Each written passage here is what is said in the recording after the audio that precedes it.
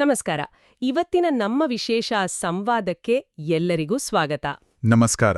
ಇಂದು ನಾವು ಕೈಗೆತ್ತಿಕೊಂಡಿರೋ ವಿಷಯ ಸ್ವಲ್ಪ ವಿಭಿನ್ನವಾಗಿದೆ. ಹೌದು. ಅಂದ್ರೆ ಇದೊಂದು ಪೂರ್ತಿ ಪುಸ್ತಕದ ವಿಶ್ಲೇಷಣೆ ಅಲ್ಲ, ಬದಲಿಗೆ ಒಂದು ಗಮನಾರ್ಹ ಕನ್ನಡ ಕೃತಿಯ ಮುನ್ನುಡಿ.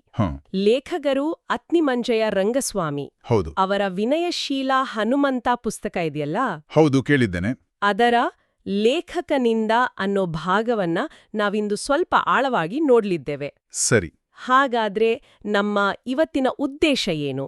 ಅಂದ್ರೆ ಈ ಬುಕ್ ಬರೆಯಕ್ಕೆ ಲೇಖಕರಿಗೆ ನಿಜವಾದ ಪ್ರೇರಣೆ ಎಲ್ಲಿಂದ ಬಂತು, ಸ್ಫೂರ್ತಿ ಏನು, ಮತ್ತು ರಾಮಾಯಣದಲ್ಲಿ ಅಷ್ಟೆಲ್ಲಾ ಪಾತ್ರಗಳಿದ್ರು ಹನುಮಂತನನ್ನೇ ಯಾಕೆ ಆರಿಸ್ಕೊಂಡ್ರು? ಹೌದು, ಅದ್ರಲ್ಲೂ ಆ ವಿನಯಶೀಲತೆ ಮೇಲೆ ಬೆಳಕು ಚೆಲ್ಲೋಕೆ ಕಾರಣ ಏನು ಅಂತ ತಿಳಿಯೋಣ. ಮೂಲತಃ ಪುಸ್ತಕದ ಹಿಂದಿನ ಕಥೆಯೇನು ಅಂತ ಕೆತ್ಕೊಳ್ಳೋಣ ಅಷ್ಟೇ. ಹೌದು. ಸ್ಪಷ್ಟವಾಗಿ ಹೇಳ್ಬೇಕು ಅಂದ್ರೆ ಇದು ಹನುಮಂತನ ಕಥೆಯ ವಿಶ್ಲೇಷಣೆ ಅಲ್ಲ. ಖಂಡಿತ ಅಲ್ಲ. ಬದಲಿಗೆ ಆ ಕಥೆಯನ್ನ ವಿಶೇಷವಾಗಿ ವಿನಯದ ದೃಷ್ಟಿಯಿಂದ ಹೇಳೋಕೆ ಹೊರಟ ಲೇಖಕರ ಮನಸ್ಸಿನ ಪ್ರಯಾಣ, ಅವರ ಆಲೋಚನೆಗಳು, ಅವರಿಗೆ ಎದುರಾದ ಸಂದರ್ಭಗಳು, ಇದ್ರ ಬಗ್ಗೆ ಮಾತಾಡೋಣ. ಸರಿ, ಶುರು ಮಾಡೋಣ ಹಾಗಾದ್ರೆ. ಓಕೆ. ಲೇಖಕರು ತಮ್ಮ ಮುನ್ನುಳಿಯಲ್ಲಿ 2 ಮುಖ್ಯ ಕಾರಣಗಳನ್ನ ಸ್ಪಷ್ಟವಾಗಿ ಹೇಳ್ತಾರೆ ನೋಡಿ. ಮೊದಲನೇದು ತುಂಬನೇ ವೈಯಕ್ತಿಕ, ಒಂದು ರೀತಿ ಆಧ್ಯಾತ್ಮಿಕ ಕಾರಣ, ಶ್ರೀ ಆಂಜನೇಯ ಸ್ವಾಮಿಯ ಕೃಪೆ ಅಂತ. ಹೌದು, ಅವರು ಶುರು ಮಾಡೋದೇ ಹಾಗೆ, ಶ್ರೀಮದ್ ಆಂಜನೇಯ ಸ್ವಾಮಿಯ ಕೃಪೆಯಿಂದ ಅಂತ. ಕರೆಕ್ಟ್. ಈ ವಿನಯಶೀಲ ಹನುಮಂತ ಪುಸ್ತಕ ಬರೆಯಲು ಸಾಧ್ಯವಾಯಿತು ಅಂತಾರೆ. ಇದು ಅವರ ಭಕ್ತಿನೂ ತೋರಿಸುತ್ತೆ. ಹೌದು, ಆ ನಂಬಿಕೆ. ಇನ್ನು 2ನೇ ಕಾರಣ ಅದು ಸ್ವಲ್ಪ ಲೌಕಿಕ, ಅಂದ್ರೆ ಅನಿರೀಕ್ಷಿತವಾಗಿ ಬಂದಿದ್ದು. ಕೋವಿಡ್ ಸಮಯದ್ದು. ಹೌದು, ಕೋವಿಡ್-19 ಸಾಂಕ್ರಾಮಿಕದಿಂದ ಲಾಕ್ಡೌನ್ ಆಯ್ತಲ್ಲ, ಆಗ ಸಿಕ್ಕಿದ್ ಬಿಡು. ಇವೆರಡು ಸೇರಿದ್ದು ಒಂಥರ ಇಂಟ್ರೆಸ್ಟಿಂಗ್ ಕಾಂಬಿನೇಷನ್. ನಿಜಕ್ಕೂ ಆ ಸಾಂಕ್ರಾಮಿಕದ ಸಮಯ ಅದು ಒಂಥರ ವಿಚಿತ್ರ ಪರಿಸ್ಥಿತಿ ನಿರ್ಮಾಣ ಮಾಡಿತ್ತು. ಹೌದು ಹೌದು, ಎಲ್ಲೆಡೆ ಆತಂಕ, ಭಯ, ಆರೋಗ್ಯದ ಚಿಂತೆ. ಆದ್ರೆ ಇನ್ನೊಂದೆಡೆ ಹೊರಗೆ ಹೋಗೋ ಹಾಗೆ ಇರ್ಲಿಲ್ಲ. ಹಾಗಾಗಿ ಎಷ್ಟೋ ಜನಕ್ಕೆ, ವಿಶೇಷವಾಗಿ ರಿಟೈರ್ ಆದವರಿಗೆ ಅಥವಾ ಮನೆಯಿಂದ ಕೆಲಸ ಮಾಡಕ್ಕಾಗದವರಿಗೆ, ಅನಿರೀಕ್ಷಿತವಾಗಿ ತುಂಬಾ ಸಮಯ ಸಿಕ್ತು. ಹೌದು, ಆ ಸಮಯವನ್ನು ಲೇಖಕರು ಹೀಗೆ ಸೃಜನಾತ್ಮಕವಾಗಿ ಬಳಸ್ಕೊಂಡಿದ್ದು ನಿಜಕ್ಕೂ ಒಳ್ಳೇದು. ಹೌದು, ಸಂಕಷ್ಟದಲ್ಲೇ ಒಂದು ಅವಕಾಶ ಕಂಡುಕೊಂಡ ಹಾಗೆ ಅಲ್ವಾ? ಖಂಡಿತ. ಮತ್ತೆ ಆ ಸಮಯವನ್ನ ಅವರು ಹೇಗೆ ಕಳೆದ್ರು ಅನ್ನೋದು ಕೂಡ ಸ್ವಾರಸ್ಯಕರವಾಗಿದೆ. ಅವರೇ ಹೇಳೋ ಹಾಗೆ ಆಗ ಟಿವಿ ಶೋಗಳ ಶೂಟಿಂಗ್ ಎಲ್ಲ ನಿಂತೋಗಿತ್ತಲ್ಲ. ಹೌದು, ಹೊಸ ಕಾರ್ಯಕ್ರಮಗಳೂ ಇರಲಿಲ್ಲ. ಹಾಗಾಗಿ ಚಾನೆಲ್ಗಳೆಲ್ಲ ಹಳೆಯ ಪಾಪ್ಯುಲರ್ ಸೀರಿಯಲ್ಗಳನ್ನ ರೀಟೆಲಿಕಾಸ್ಟ್ ಮಾಡೋಕೆ ಶುರು ಮಾಡಿದ್ವು. ಅದು ಎಷ್ಟೋ ಜನಕ್ಕೆ ಒಂದ್ ರೀತಿ ನಾಸ್ಟಾಲ್ಜಿಯಾ ತಂತು. ಆದ್ರೆ ಲೇಖಕರಿಗೆ ಇದು ಹೊಸ ಸ್ಫೂರ್ತಿನೇ ಕೊಡ್ತು. ಖಚಿತವಾಗಿ. ಅವರು ಸ್ಪೆಸಿಫಿಕ್ ಆಗಿ ಒಂದು ಸೀರಿಯಲ್ ಹೆಸರನ್ನು ಹೇಳ್ತಾರೆ ನೋಡಿ. ಹೌದು, ಸೋನಿ ಟಿವಿಯ ಹಿಂದಿ ಧಾರಾವಾಹಿ ಸಂಕಟಮೋಚನ್ ಮಹಾಬಲಿ ಹನುಮಾನ್. ಹೌದು, ಈ ಧಾರಾವಾಹಿ ಅವರ ಮನಸ್ಸನ್ನ ಎಷ್ಟು ಆಳವಾಟಿ ಸೆಳೆಯಿತು ಅಂದ್ರೆ, ಅದೇ ಈ ಪುಸ್ತಕ ಬರೆಯೋಕೆ ನೇರವಾದ ಪ್ರಚೋದನೆ ಕೊಡುತ್ತು ಅಂತ ಅವರೇ ಬರೀತಾರೆ. ಹೌದಲ್ಲ, ಕೇವಲ ಟೈಮ್ ಪಾಸ್ ಆಗಿ ಉಳಿಲಿಲ್ಲ, ಅದು ಒಂದು ಗಂಭೀರ ಬರಹಕ್ಕೆ ಕಾರಣವಾಯಿತು. ಅದೇ ವಿಶೇಷ. ಇಲ್ಲಿ ಒಂದು ಮುಖ್ಯವಾದ ಅಂಶ ಇದೆ, ನಾವು ಗಮನಿಸಬೇಕಾದ್ದು. ಹೇಳಿ. ಲೇಖಕರು ಈ ಧಾರಾವಾಹಿಯನ್ನ ಸುಮ್ಮನೆ ಒಂದು ಎಂಟರ್ಟೈನ್ಮೆಂಟ್ ಶೋ ಅಂತ ನೋಡಿಲ್ಲ. ಅದಕ್ಕೆ ಬಹಳ ದೊಡ್ಡ ಸ್ಥಾನ ಕೊಟ್ಟಿದ್ದಾರೆ. ರಾಮಾನಂದ ಸಾಗರ್ರ ರಾಮಾಯಣ, ಬಿ.ಆರ್. ಚೋಪ್ರಾರ ಮಹಾಭಾರತ, ಇಂಥ ದೊಡ್ಡ ಸೀರಿಯಲ್ಗಳ ಸಾಲಿಗೆ ಸೇರಿಸಿದ್ದಾರೆ ಇದನ್ನ. ಅಂದ್ರೆ ಅಷ್ಟೋ ಪ್ರಭಾವ ಬೀರಿದೆ ಅವ್ರ ಮೇಲೆ. ಹೌದು. ಈ ಹೋಲಿಕೆಗೆ ಅರ್ಥ ಏನು ಅಂದ್ರೆ ಅವರು ಬರೀ ಕಥೆಯನ್ನು ಮೆಚ್ಕೊಂಡಿದ್ದಲ್ಲ, ಅದರ ಮೇಕಿಂಗ್ ಕ್ವಾಲಿಟಿನೂ ಹೊಗಳಿದ್ದಾರೆ. ಹೌದು, ದೃಶ್ಯ ವೈಭವ, ಚಿತ್ರಕಥೆ, ಪಾತ್ರಗಳ ನಟನೆ, ಆಮೇಲೆ ನವರಸಭರಿತ ಸಂಭಾಷಣೆಗಳು, ಎಲ್ಲವನ್ನು. ಬಹುಶಃ ಆ ಸೀರಿಯಲ್ನಲ್ಲಿ ಹನುಮಂತನ ಪಾತ್ರವನ್ನ ಕಟ್ಟಿಕೊಟ್ಟ ರೀತಿ, ವಿಶೇಷವಾಗಿ ಆ ಭಾವನಾತ್ಮಕ ಅಂಶಗಳು, ನೈತಿಕ ಆಯಾಮಗಳು ಲೇಖಕರನ್ನ ಆಳವಾಗಿ ಮುಟ್ಟಿರ್ಬೇಕು. ಹೌದು, ಒಂದು ಆಧುನಿಕ ನಿರ್ಮಾಣವನ್ನ ಇಂಥ ಕ್ಲಾಸಿಕ್ಸ್ ಜೊತೆ ಹೊಲಿಸೋದಿದೆಯಲ್ಲ, ಅದೇ ಒಂದು ಗಮನಾರ್ಹವಾದ ಅವಲೋಕನ. ಇನ್ನೊಂದು ಕುತೂಹಲಕಾರಿ ವಿಷಯ ಹೇಳ್ತಾರೆ ನೋಡಿ. ಏನು? ಮೂಲ ವಾಲ್ಮೀಕಿ ರಾಮಾಯಣದಲ್ಲಿ ಹನುಮಂತನ ಬಾಲ್ಯದ ಬಗ್ಗೆ ಅಷ್ಟೇನೂ ವಿವರಗಳಿಲ್ಲವಂತೆ. ಹೌದು, ಅಷ್ಟು ಪ್ರಾಧಾನ್ಯತೆ ಇಲ್ಲ. ಆದ್ರೆ ಈ ಸಂಕಟಮೋಚನ್ ಮಹಾಬಲಿ ಹನುಮಾನ್ ಸೀರಿಯಲ್ನಲ್ಲಿ ಹನುಮಂತನ ಬಾಲ್ಯವನ್ನ ಬಹಳ ವಿಸ್ತಾರವಾಗಿ, ಅದ್ಭುತವಾಗಿ ತೋರಿಸಿದ್ದಾರೆ ಅಂತ ಮೆಚ್ಕೊಂಡಿದ್ದಾರೆ. ಆದರೆ ಅದೇ ಸಮಯದಲ್ಲಿ ಒಂದು ಪ್ರಾಮಾಣಿಕ ಮಾತನ್ನು ಹೇಳ್ತಾರೆ. ಏನು? ಈ ಸೀರಿಯಲ್ನ ನಿರ್ಮಾಪಕರು ರಾಮಾಯಣದ ಯಾವ ವರ್ಷನ್ ಅಂದ್ರೆ ತುಳಸಿದಾಸ್ ರಾಮಾಯಣವೋ ಕಂಬರಾಮಾಯಣವೋ ಅಥವಾ ಬೇರೆ ಯಾವುದಾದ್ರೂ ಪ್ರಾದೇಶಿಕ ವರ್ಷನ್ ಆಧರಿಸಿದಾರೋ ಅದು ಅವರಿಗೆ ಖಚಿತವಾಗಿ ಗೊತ್ತಿಲ್ಲ ಅಂತ. ಹೌದು. ಇದು ಬಹಳ ಮುಖ್ಯವಾದ ಪಾಯಿಂಟ್. ಇಲ್ಲಿ ಲೇಖಕರ ಒಂದು ಆಬ್ಜೆಕ್ಟಿವಿಟಿ ಕಾಣಿಸುತ್ತೆ, ಮತ್ತೆ ಮೂಲದ ಬಗ್ಗೆ ಗೌರವ ಕೂಡ. ಹೌದು. ಧಾರಾವಾಹಿಯಿಂದ ಇಂಪ್ರೆಸ್ ಆಗಿದ್ದಾರೆ ನಿಜ, ಆದರೆ ಅದು ಮೂಲಕ್ಕೆ ಎಷ್ಟು ನಿಷ್ಠವಾಗಿದೆ ಅಥವಾ ಎಲ್ಲೆಲ್ಲಿ ಸೃಜನಾತ್ಮಕ ಸ್ವಾತಂತ್ರ್ಯ ತಗೊಂಡಿದ್ದಾರೆ ಅನ್ನೋ ಅರಿವು ಅವರಿಗಿದೆ. ಕರೆಕ್ಟ್. ಆಧುನಿಕ ಮಾಧ್ಯಮಗಳು ಪೌರಾಣಿಕ ಕಥೆಗಳನ್ನ ಹೇಳುವಾಗ ಸ್ವಲ್ಪ ಬದಲಾವಣೆಗಳು ಆಗೋ ಸಾಧ್ಯತೆ ಇದ್ದೇ ಇರುತ್ತೆ. ಹೌದು. ಈಗ ಹನುಮಂತನ ಬಾಲ್ಯದ ವಿಸ್ತಾರವಾದ ಚಿತ್ರಣ ಅದು ಕಥೆಗೆ ಹೊಸ ಡೈಮೆನ್ಷನ್ ಕೊಡಬಹುದು ಅಥವಾ ಪ್ರೇಕ್ಷಕರನ್ನ ಸೆಳೆಯೋಕೆ ಸಹಾಯ ಮಾಡಬಹುದು. ಲೇಖಕರು ಅದನ್ನ ಗುರುತಿಸಿದ್ದಾರೆ, ಅದರ ಆಕರ್ಷಣೆಯನ್ನು ಒಪ್ಕೊಂಡಿದ್ದಾರೆ, ಆದ್ರೆ ಮೂಲದ ಬಗ್ಗೆ ಒಂದು ಎಚ್ಚರಿಕೆಯನ್ನು ಇಟ್ಕೊಂಡಿದ್ದಾರೆ. ಇದು ಇವತ್ತಿನ ನಿರೂಪಣೆಗಳು ಮತ್ತೆ ಪ್ರಾಚೀನ ಮಹಾಕಾವ್ಯಗಳ ನಡುವಿನ ಒಂದು ಸಂಕೀರ್ಣ ಸಂಬಂಧವನ್ನ ತೋರಿಸುತ್ತೆ. ಸರಿ, ಹಾಗಾದ್ರೆ ಮುಂದಿನ ಪ್ರಶ್ನೆಗೆ ಬರೋಣ. ರಾಮಾಯಣದಲ್ಲಿ ಎಷ್ಟೊಂದು ಪಾತ್ರಗಳಿವೆ. ರಾಮ, ಲಕ್ಷ್ಮಣ, ಸೀತೆ, ರಾವಣ. ಹೌದು, ಮುಖ್ಯ ಪಾತ್ರಗಳು ಅನೇಕ. ಇಷ್ಟೆಲ್ಲ ಇದ್ದಾಗ ಲೇಖಕರು ತಮ್ಮ ಪುಸ್ತಕಕ್ಕೆ ಸೆಂಟರ್ ಆಗಿ ಹನುಮಂತನನ್ನೇ ಯಾಕೆ ಆರಿಸ್ಕೊಂಡ್ರು? ಮತ್ತು ಹನುಮಂತನಲ್ಲೂ ಎಷ್ಟೊಂದು ಗುಣಗಳಿವೆ. ಶಕ್ತಿ, ಭಕ್ತಿ, ಬುದ್ಧಿವಂತಿಕೆ, ಪರಾಕ್ರಮ. ಹೌದು. ಇದೆಲ್ಲ ಬಿಟ್ಟು ವಿನಯಶೀಲತೆ ಅನ್ನೋ ಒಂದೇ ಗುಣದ್ಮೇಲೆ ಯಾಕೆ ಗಮನ ಕೇಂದ್ರೀಕರಿಸಿದ್ರು? ಮುನ್ನುಡಿ ಇದ್ರ ಬಗ್ಗೆ ಏನ್ ಹೇಳುತ್ತೆ? ಮೊದಲನೇದಾಗಿ, ರಾಮಾಯಣದಲ್ಲಿ ಹನುಮಂತನ ಪಾತ್ರ ಎಷ್ಟು ಮುಖ್ಯ ಅನ್ನೋದನ್ನ ಲೇಖಕರು ಒತ್ತಿ ಹೇಳ್ತಾರೆ. ಅದಕ್ಕೆ ಅವರು ಡಾ ಗೋರಾಜ ಕರ್ಜಿಗಿಯವರು ಒಂದು ಮಾತನ್ನ ಕೋಟ್ ಮಾಡ್ತಾರೆ ನೋಡಿ. ಹೌದು, ರಾಮಾಯಣ ಮಹಾಮಾಲಾ ರತ್ನಂ ಒಂದೇ ನೀಲಾತ್ಮಜಂ. ಹೌದು.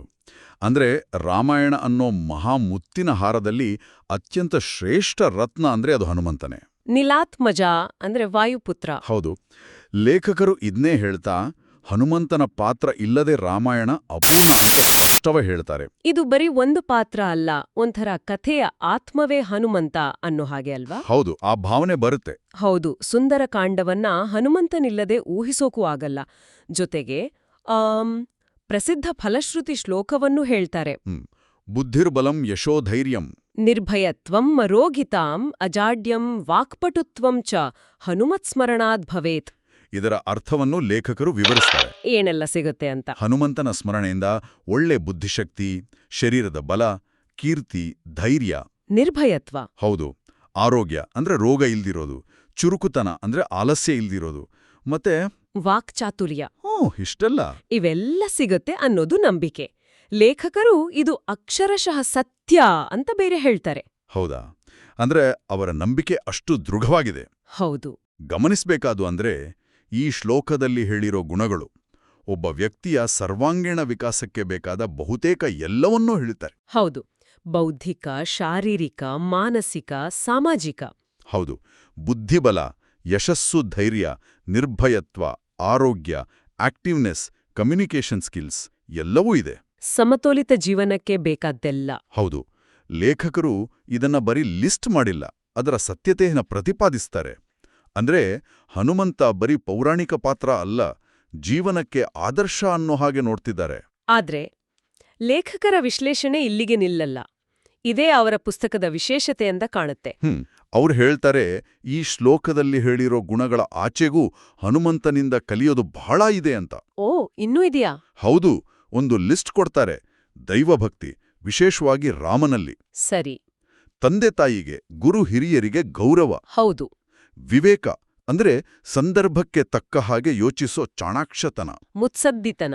ಹೌದು. ಡಿಪ್ಲೊಮಸಿ, ಧರ್ಮನಿಷ್ಠೆ, ಕರ್ತವ್ಯ ತತ್ಪರತೆ. ಇಷ್ಟೆಲ್ಲ ಹೇಳಿ ಇದರ ಮಧ್ಯೆ ಅವರು ಮುಖ್ಯವಾಗಿ ಗುರುತಿಸೋ ಗುಣವೇ ವಿನಯಶೀಲತೆ. ಅದೇ ಇಲ್ಲಿದಾನೆ ವಿಷಯ ಇಂಟ್ರೆಸ್ಟಿಂಗ್ ಆಗೋದಿ. ಹಾ, ಲೇಖಕರು ಹೇಳೋ ಹಾಗೆ ಆ ಸಂಕಟಮೋಚನ್ ಮಹಾಬಲಿ ಹನುಮಾನ್ ಸೀರಿಯಲ್ ನೋಡುವಾಗ ಹನುಮಂತನ ಅಪಾರ ಶಕ್ತಿ, ಪರಾಕ್ರಮ, ಬುದ್ಧಿವಂತಿಕೆ ಎಲ್ಲ ಇದ್ರೂ ಅವರನ್ನ ಅತೀವಾಗಿ ಸೆಳೆದಿದ್ದು ಅವನ ವಿನಯಶೀಲತೆ. ಹೌದು. ಅದೇ ಅವರ ಪುಸ್ತಕದ ಟೈಟಲ್ ಆಯ್ತು, ವಿನಯಶೀಲ ಹನುಮಂತ. ಮತ್ತೆ ಅದೇ ಸೆಂಟ್ರಲ್ ಥೀಮ್ ಕೂಡ ಆಯ್ತು. ಇದು ನಿಜಕ್ಕೂ ಒಂಥರ ಬೇರೆ ಆಯಾಮದಿಂದ ನೋಡಿದ ಹಾಗೆ. ಹೌದು. ಯಾಕಂದ್ರೆ ಸಾಮಾನ್ಯವಾಗಿ ಹನುಮಾನ್ ಅಂತಕ್ಷಣ ನಿಮ್ಗೆ ನೆನಪಾಗೋದು ಅವನ ಶಕ್ತಿ, ಲಂಕೆಗೆ ಹಾರಿದ್ದು, ಸಂಜೀವಿನಿ ಪರ್ವತ ಹೊತ್ತು ತಂದದ್ದು. ಹೌದು, ಆ ಪರಾಕ್ರಮದ ದೃಶ್ಯಗಳು. ಆದ್ರೆ ಇಷ್ಟೆಲ್ಲ ಸಾಮರ್ಥ್ಯ ಇದ್ರೂ ವಿನಯದಿಂದ ಇರೋ ಗುಣದ ಮೇಲೆ ಫೋಕಸ್ ಮಾಡೋದಿದೆಯಲ್ಲ, ಅದೊಂದು ವಿಭಿನ್ನ ದೃಷ್ಟಿಕೋನ. ಹೌದು. ಇದೊಂದು ರೀತಿ ಶಕ್ತಿ ಮತ್ತು ವಿನಯ ವಿರೋಧಾಭಾಸದಾಗೆ ಕಾಣುತ್ತೆ, ಆದ್ರೆ ಅದೇ ಪವರ್ಫುಲ್ ಕಾಂಬಿನೇಷನ್ ಅನ್ಸುತ್ತೆ. ಹೌದಲ್ವೇ? ಬಹುಶಃ ಇದೇ ಲೇಖಕರನ್ನ ಹೆಚ್ಚು ಸೆಳೆದಿರಬೇಕು. ಅಷ್ಟೊಂದು ಸಾಮರ್ಥ್ಯ ಇದ್ದಾಗ ಅಹಂಕಾರ ಬರೋದು ಸಹಜ. ಆದ್ರೆ ಹನುಮಂತನಲ್ಲಿ ಅದು ಕಾಣಲ್ಲ. ಅವನು ತನ್ನ ಶಕ್ತಿಯನ್ನ ರಾಮನ ಸೇವೆಗೆ, ಧರ್ಮ ಸ್ಥಾಪನೆಗೆ ಬಳಸ್ತಾನೆ ಅಷ್ಟೇ. ಸ್ವಂತ ಪ್ರತಿಷ್ಠೆಗೆ ಅಲ್ಲ. ಅಲ್ವೇ ಅಲ್ಲ. ಈ ವಿನಯ ಬರೀ ನಮ್ರತೆ ಅಲ್ಲ, ಅದು ತನ್ನ ಸಾಮರ್ಥ್ಯದ ಅರಿವಿನ ಜೊತೆಗೆ ತಾನು ಯಾರಿಗಾಗಿ ಸೇವೆ ಮಾಡ್ತಿದ್ದೀನಿ ಅನ್ನೋ ಸ್ಪಷ್ಟತೆಯಿಂದ ಬಂದಿರೋ ಗುಣ ಇರಬಹುದು. ಇದನ್ನೇ ಮುಂದುವರಿಸಿ ಯೋಚಿಸಿದರೆ ಒಂದು ಪ್ರಶ್ನೆ ಬರುತ್ತೆ. ಏನು? ಇಷ್ಟೆಲ್ಲ ಶಕ್ತಿ, ಬುದ್ಧಿ, ಪರಾಕ್ರಮ ಇರೋ ವ್ಯಕ್ತಿಯಲ್ಲಿ ವಿನಯ ಅನ್ನೋದು ಬರೀ ಒಂದು ಅಲಂಕಾರವ, ಅಥವಾ ಅದು ಅವನ ಶಕ್ತಿಯ ಮೂಲವೇ ಆಗಿದೆಯಾ? ಒಳ್ಳೆ ಪ್ರಶ್ನೆ.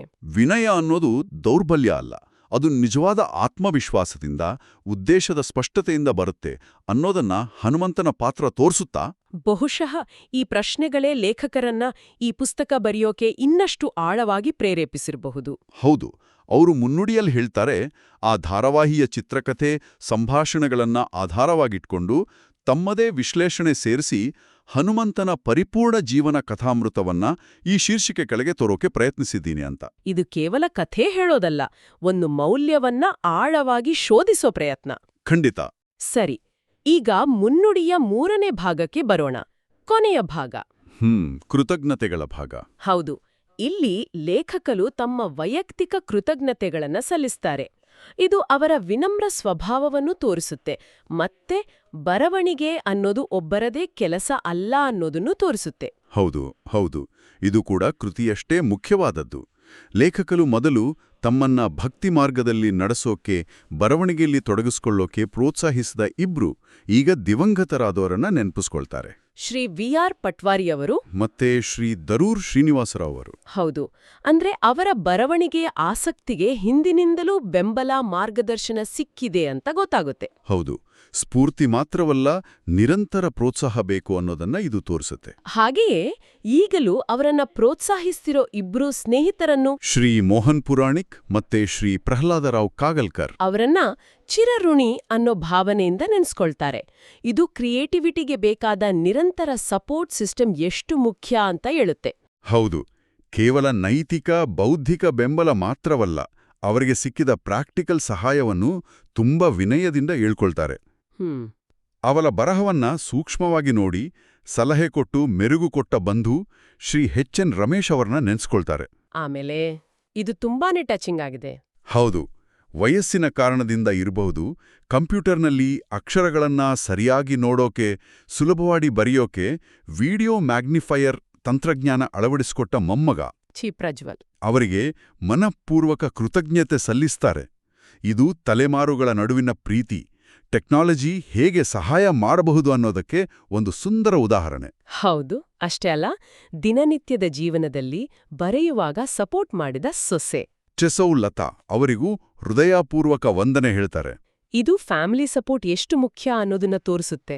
ಒಬ್ಬ ಲೇಖಕನ ಏಕಾಗ್ರತೆ, ಸೃಜನಶೀಲ ಕೆಲಸದ ಹಿಂದೆ ಇಂಥ ಎಷ್ಟೋ ಜನರ ಪ್ರತ್ಯಕ್ಷ, ಪರೋಕ್ಷ, ಆದ್ರೆ ತುಂಬಾನೇ ಮೌಲ್ಯಯುತವಾದ ಬೆಂಬಲ ಇರುತ್ತೆ ಅನ್ನೋದಕ್ಕೆ ಇದು ಸಾಕ್ಷಿ. ಖಂಡಿತವಾಗಿಯೂ ಈ ಕೃತಜ್ಞತೆಗಳ ಭಾಗ ಬರೀ ಫಾರ್ಮ್ಯಾಲಿಟಿ ಅಲ್ಲ. ಅಲ್ವೇ ಅಲ್ಲ, ಇದು ಲೇಖಕರ ವ್ಯಕ್ತಿತ್ವದ ಒಂದು ಕಿಟಕಿ ಇದ್ದಾಗೆ. ಪುಸ್ತಕದ ವಿಷಯ ವಿನಯಶೀಲತೆ. ಹೌದು. ಲೇಖಕರು ತಮಗೆ ಸಿಕ್ಕಿದ್ದ ಸಹಾಯವನ್ನ ಇಷ್ಟು ಮುಕ್ತವಾಗಿ, ವಿನಮ್ರವಾಗಿ ಒಪ್ಕೊಳ್ಳೋದ್ರ ಮೂಲಕ ಅದೇ ಗುಣವನ್ನ ತಮ್ಮ ಜೀವನದಲ್ಲೂ ಪಾಲಿಸ್ತಿದ್ದಾರೆ ಅಂತ ತೋರಿಸುತ್ತೆ. ಇದು ಪುಸ್ತಕದ ವಿಷಯಕ್ಕೂ ಲೇಖಕರ ವ್ಯಕ್ತಿತ್ವಕ್ಕೂ ಒಂದು ಹಾರ್ಮನಿ ತರುತ್ತೆ. ಹೌದು. ಕೃತಿಯ ಹಿಂದಿನ ಮಾನವೀಯ ಅಂಶಗಳು, ಅವರ ಸಾಮಾಜಿಕ, ಕೌಟುಂಬಿಕ ಸಂಬಂಧಗಳನ್ನ ನಮಗೆ ಪರಿಚಯಿಸುತ್ತೆ. ಹಾಗಾದ್ರೆ ಇದೆಲ್ಲವನ್ನು ಒಟ್ಟಿಗೆ ಸೇರಿಸಿ ನೋಡಿದಾಗ ಈ ಮುನ್ನುಡಿ ನಮ್ಗೆ ಏನ್ ಹೇಳುತ್ತೆ? ಇದು ಬರೀ ಹನುಮಂತನ ವಿನಯಶೀಲತೆ ಬಗ್ಗೆ ಹೇಳೋದಲ್ಲ, ಅದಕ್ಕೂ ಮೀರಿ ಲೇಖಕರ ಆಳವಾದ ಭಕ್ತಿ, ಶ್ರದ್ಧೆ, ಅವರಿಗೆ ಸ್ಫೂರ್ತಿ ಕೊಟ್ಟ ಅನಿರೀಕ್ಷಿತ ಸಂದರ್ಭಗಳು, ಆ ಸಾಂಕ್ರಾಮಿಕ, ಆ ಟಿವಿ ಸೀರಿಯಲ್, ಅವರಿಗೆ ಸಿಕ್ಕಿದ ನಿರಂತರ ಪ್ರೋತ್ಸಾಹ, ಬೆಂಬಲ, ಬೌದ್ಧಿಕ, ತಾಂತ್ರಿಕ, ಕೌಟುಂಬಿಕ, ಎಲ್ಲಕ್ಕಿಂತ ಮುಖ್ಯವಾಗಿ ಅವರ ಸ್ವಂತ ವಿನಮ್ರ ಮನೋಭಾವ, ಅದನ್ನ ತುಂಬಾ ಸುಂದರವಾಗಿ, ಪ್ರಾಮಾಣಿಕವಾಗಿ ತೋರಿಸುತ್ತೆ. ಕೊನೆಗೆ ಈ ಪುಸ್ತಕ ಓದುಗರಿಗೆ ಮೆಚ್ಚುಗೆಯಾದ್ರೆ ನಾನು ಧನ್ಯನು ಅಂತ ಮುಗಿಸ್ತಾರಲ್ಲ. ಹೌದು, ಅದು ಅವರ ಮನೋಭಾವಕ್ಕೆ ಕನ್ನಡಿ ಹಿಡಿದ ಹಾಗೆ ಇದೆ. ಸರಿ, ಹಾಗಾದ್ರೆ ಈ ಚರ್ಚೆಯಿಂದ ನಮ್ಗೆ ಸಿಕ್ಕಿದ ಮುಖ್ಯ ಉಳನೋಟಗಳನ್ನ ಒಮ್ಮೆ ಸಂಕ್ಷಿಪ್ತವಾಗಿ ಹೇಳೋದಾದ್ರೆ? ಒಬ್ಬ ವ್ಯಕ್ತಿಯ ನಂಬಿಕೆ, ಭಕ್ತಿ, ಅನಿರೀಕ್ಷಿತ ಜಾಗತಿಕ ತಾಂತ್ರಿಕ ಸಂದರ್ಭಗಳು ಅಂದ್ರೆ ಕೋವಿಡ್ ಲಾಕ್ಡೌನ್, ಟಿವಿ ಸೀರಿಯಲ್ನ ಮರುಪ್ರಸಾರ ಮತ್ತು ಆ ಪೌರಾಣಿಕ ಪಾತ್ರದ ಒಂದು ಸಾಮಾನ್ಯವಾಗಿ ಹೆಚ್ಚು ಗಮನಕ್ಕೆ ಬಾರದ ಅದರ ಬಹಳ ಮುಖ್ಯವಾದ ವಿನಯಶೀಲತೆ ಅನ್ನೋ ಗುಣ. ಹೌದು, ಅದರ ಮೇಲಿನ ವಿಶೇಷ ಗಮನ, ಇವೆಲ್ಲ ಸೇರಿ ಹೇಗೆ ಒಂದು ವಿಶಿಷ್ಟವಾದ ಮೌಲ್ಯಯುತವಾದ ಪುಸ್ತಕಕ್ಕೆ ಕಾರಣವಾಯಿತು ಅಂತ ನೋಡಿದ್ವಿ. ಖಚಿತವಾಗಿ. ಮತ್ತೆ ಇದು ಮುನ್ನುಡಿಗಳು, ಪೀಠಿಕೆಗಳು, ಲೇಖಕರ ಮಾತುಗಳು, ಇಂಥ ಬರಹಗಳ ಮೌಲ್ಯವನ್ನು ತೋರಿಸುತ್ತೆ.